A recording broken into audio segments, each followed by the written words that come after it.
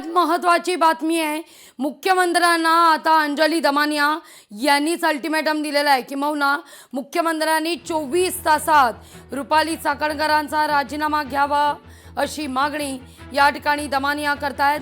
दमानियांचा मुख्यमंत्र्यांना अल्टिमेटम आहे, तसं जर झालं नाही तर मात्र आपण स्वतः या मुद्द्यावर रस्त्यावर उतरू असा इशारा दमानियांनी दिला आहे।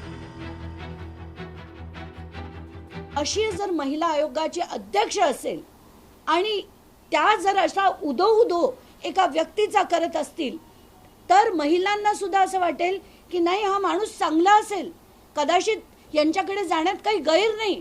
आणि अशात या असंख्य महिला अडकल्या असतील आणि ह्याचा दोष हा याच महिलांना म्हणजे रुपाली चाकणकरांना दिला पाहिजे।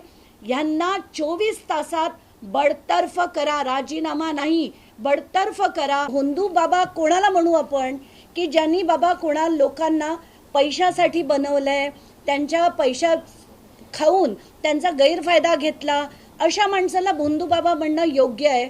पण हा ज्या माणसांनी असंख्य म्हणजे आता माझ्याकडे जे आकडे आलेत, मला लोक जी भेटायला आली त्याच्यावरनं शेकडो महिलांचे ज्यांनी लैंगिक शोषण केलं, अशा माणसाला भोंदू बाबा म्हणता येत नाही।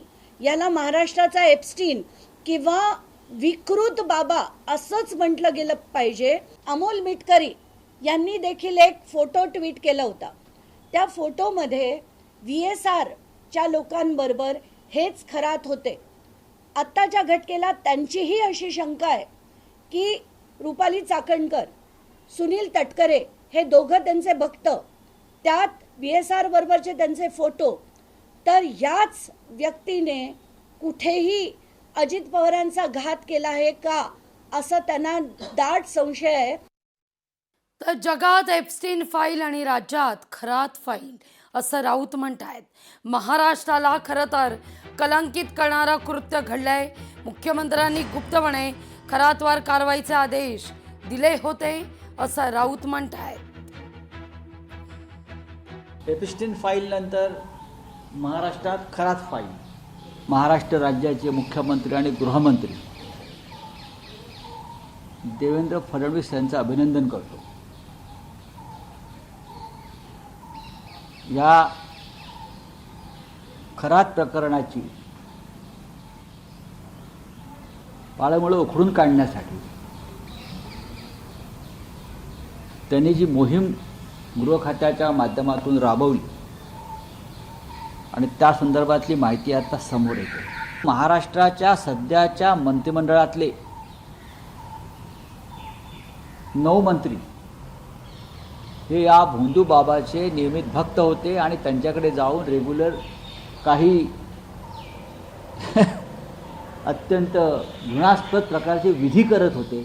हा विषय फक्त महिला आयोगाच्या अध्यक्षापुरता मर्यादित नाही आहे ना। या प्रकरणामध्ये महाराष्ट्र मंत्रिमंडळातले काही मंत्री आहेत, महत्त्वाचे नेते आहेत, ह्यांचासुद्धा विचार केला पाहिजे। तुम्ही फक्त एक टार्गेट घेऊन जाऊ नका की महिला आयोगाच्या अध्यक्ष आहेत छत्रधारी। महिला आयोगाच्या अध्यक्षांनी, राज्य महिला आयोगाच्या अध्यक्षांना तर जावंच लागेल। जर त्यांना घालवण्यात मुख्यमंत्री कमी पडले, ते पडणार नाहीत मला खात्री आहे, तर ते राज्याचं दुर्दैव म्हणावं लागेल, पण त्यांना जावं लागेल।